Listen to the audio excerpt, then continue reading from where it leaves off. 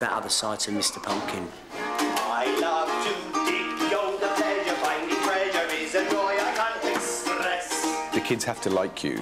If the kids don't like you, you're in big, big, big trouble. When I see that treasure chest, are you going to stop blowing your blowers? No? Okay, we put the music on, I think, because I think you've had enough singing now.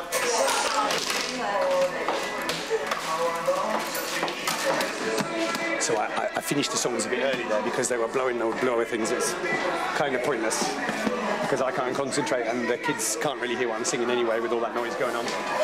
In this game, you can see how, if your attitude to performing changes, that can be very dangerous. And I think it's a question of burnout. If you feel yourself burning out, there's various things you have to do. You should get together with other entertainers and talk about it. You should take a break.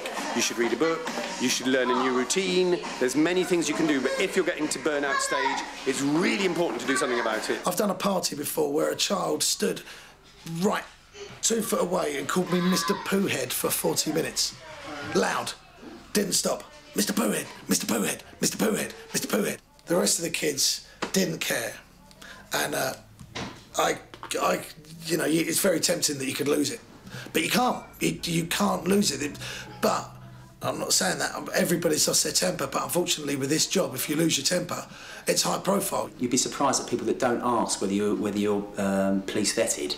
It does, you know, I mean, I've probably been asked 3 times in 5 years. I think it can happen to pretty much anybody. I did hear of one incident. I imagine that he just snapped, that he was pushed a little bit too far, he'd had a bad week, I really don't know. The Great Velcro.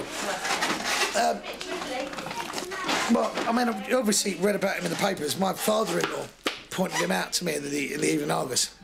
And then I think he made the Mail or whatever it is as well. Yeah? Hello? Hello. What a surprise. Great Velcro. Not anymore. I've lost that name. Have you? It had to go. Is it OK if I come? Yes, madame. Well, this is my front room, which is also known as the tip and also known as a magic room. How many rabbits have you had? Since about 78, 4. Let me think. Rosita, Georgina, Albert and Millie. I work with a rabbit when I know it's suitable to work with a rabbit. The climate as such has changed. People are not always so sympathetic to a magician, and with a rabbit anymore, it's got certain connotations. But so I probably am one of the last generation of magicians that will use rabbits. Feather dusters, they are my magic flowers. I came out of the Navy, left school at 15. What could I do? Bit of juggling, bit of chat. Yeah, I sometimes think that I'm not suitable for this line of work because I've got a terrible temper. I've got a raging temper. And even if you did lose it, you might sort of think, oh, God, you know. But at the end of the day, you know, you've got to remember you're an entertainer. You're there to make everybody happy. You know, there are laws, there are public laws, and there's your own law of how what you think's right and what you think's wrong, you know, and they don't always tie up together, do they? Anything physically abusive or mentally abusive to the children is obviously not acceptable. Go back home and, you know, or go up on the downs and scream away, you know. The deification of kids has happened in the last sort of 40, 50 years. I don't think the Greeks or the Romans had any sort of thing about kids. They'd crucify them, you know, little sods, you know. Deep down, you know, I punish my kids. But do some kids deserve it? Are they a pain in the backside? I did a show in a park and this kid started behaving really badly. He didn't relate to me at all. He just started throwing my stuff away. And then he started being weird. And then he started looking at my balls going... And I thought, this kid's taking me for a big ride here. I thought, sod it, I'm not having this. I thought, Lynn, you've done it now. I thought, you have done it. I thought, God, Lynn. 30 years up the creek. I mean, look, how many parties he's done? He's done thousands of parties. Everybody's allowed to make one mistake. It only takes one time, just one slip. And it could theoretically ruin your career. Big disaster, really, because they called the police, and I got a caution. The kids were shouting, "Are you going to get arrested? Are you going to prison?" But I think that he just was pretty tired and he just made the mistake of picking the wrong person. Good evening, ladies and gentlemen. We've been able to get hold of an excellent magician. Now, I love magicians, and I hope you do too. Abracadabra, simsalabim, hocus pocus. Fishbones choke us. Hat back on the head, abracadabra. Ta-da! Come in, clap. The police officer said, "We're going to caution you. You can't hit a child. It's not called clipping round the ear anymore." When I was in the car, I felt quite emotional and upset. And the policewoman, obviously the sensitive one, you know, touchy-feely, said, because I was a bit, oh, God, she said, "How do you feel about it?" I said, "Oh, well, I feel sorry." I said, "I feel sorry for myself, actually." What's inside, Colin? An Easter egg. Take it out. Chocolate egg for you!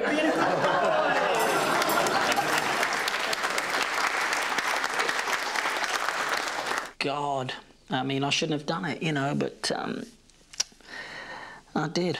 Lynn's old school. You have to be really on the ball nowadays just to keep ahead.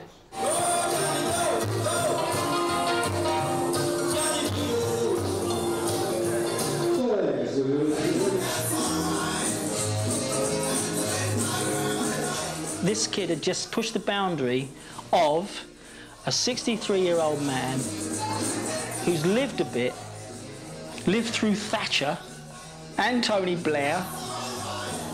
I'm not a bad person. I may have been a bad person on that day. That's one day in 63 years. Well, I'm not dancing around a handbag singing "I Will Survive." I just had to get on and do it, you know.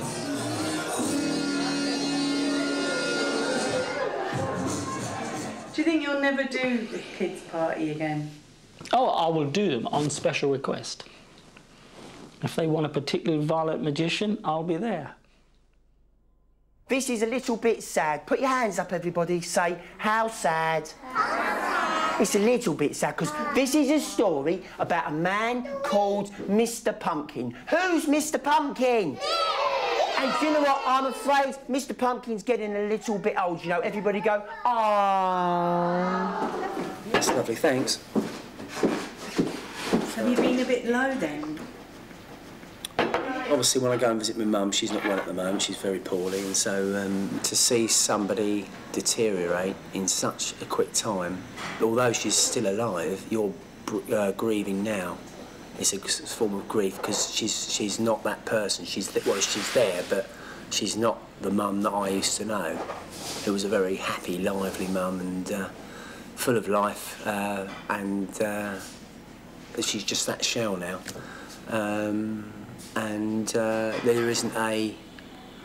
There's no answer for it. You know, there's no way, you know, she's not going to get better. She's just sort of going to be on the decline. And then I'm going from that to a party where everybody's happy and they expect you to suddenly put on this lovely mask, that Mr. Pumpkin mask, that lovely face everybody loves and they're very happy. So you have to change. So you have to go into, like, auto drive and turn into Mr. Pumpkin. When that door opens, bang, you're Mr. Pumpkin. And you have to perform. Right, children, what are we going to say to Mr. Pumpkin? Bye. You're very welcome. Thank you very much.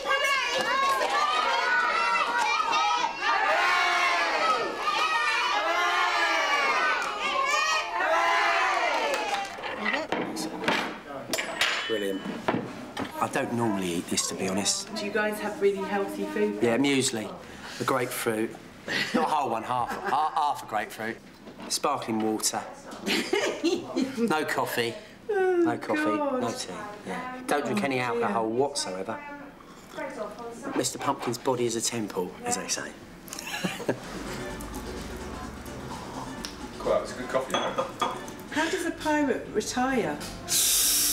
Well, you never quite can get away from being a pirate, you know. I mean, basically, once a pirate, always a pirate, yeah. So I'll keep doing stuff till the day I drop. What I don't do enough of is go out to meet people, you know. That's my problem. Also, at my age, I kind of think, well, I don't don't really want to be going out too much. I'd far rather have a family at home, really, and spend time with them. So the problem is, where do you meet people in a country like England where it's freezing cold most of the time? See, my choice would be on the beach. Why are people scared of clowns? Why are people scared of the Russians? Why are people scared of chavs? You know, it's the Daily Mail again. When you walk into a show, they don't know you, do they? No, you could be anybody, couldn't you, really, you know? And I normally say to them, well, look, you know, I've got 3 boys, and that immediately puts them at ease. If they know you've got children, it just, you know, it makes them feel a bit more at ease with you. I've had people at parties, you know, I've come out of a party and, you know, you're just getting changed and they're just saying, you dirty old clown pedo, you know, had a good time feeling the kids. And, I mean, to be quite frank, if I wasn't a clown, it's probably the kind of thing I'd say. But, you know, it's, yeah, it's what people say, really, you know. I just feel as if I want to kick the fucking teeth in. You know, I'd love to kick the fucking teeth in. You know, I march in, I get myself sorted out. There is no chance. There's not even the merest hint of getting a child on their own. It's not as if you're going to get a child up on stage and say, I'm going to pull this cover over them and I'm going to make things disappear for 15 minutes. it just wouldn't happen. If you're going shopping with, you know, go with Fiona, and you can see the children and you're looking at them and you're giving them a smile. Now, parents can take that. If they don't know you, they're going to think, what's he looking at my child for? Why is he smiling at the child? And then they're going to, you know, some people would take that the wrong way, wouldn't they?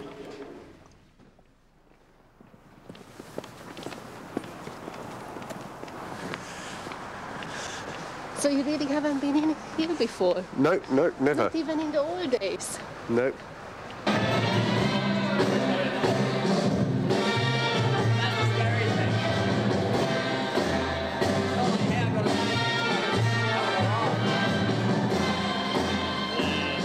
But the great news is I've got my new routine going at last. Well, it's not new, it's 2 years old now. I've been working on it for 2 years.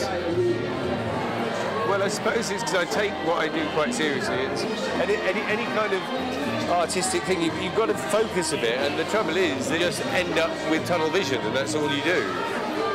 So the onslaught starts tomorrow, so I don't want to stay out too late either, really.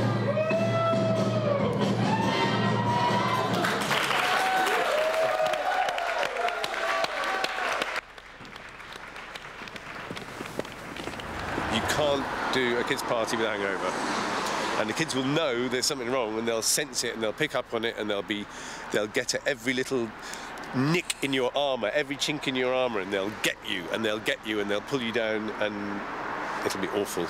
What do you think of Doug's job, then, Erica? Well, I think it's very funny and in a sort of a quite heartwarming way. You know, he's a very warm person, so it's good. But I just sometimes feel that he can't really divorce himself from the role, you know? And he comes up with sort of making pirate noises in sometimes very inappropriate places. What noises? Those sort of quite throaty noises. Ah, well, that'd be because I'm a pirate, you see. She doesn't understand. Potty the Pirate is really a distillation of various parts of my own character. So really, Potty the Pirate is already me.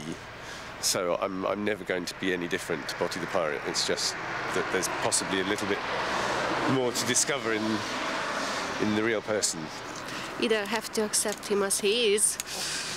Yeah, just go with it, I think.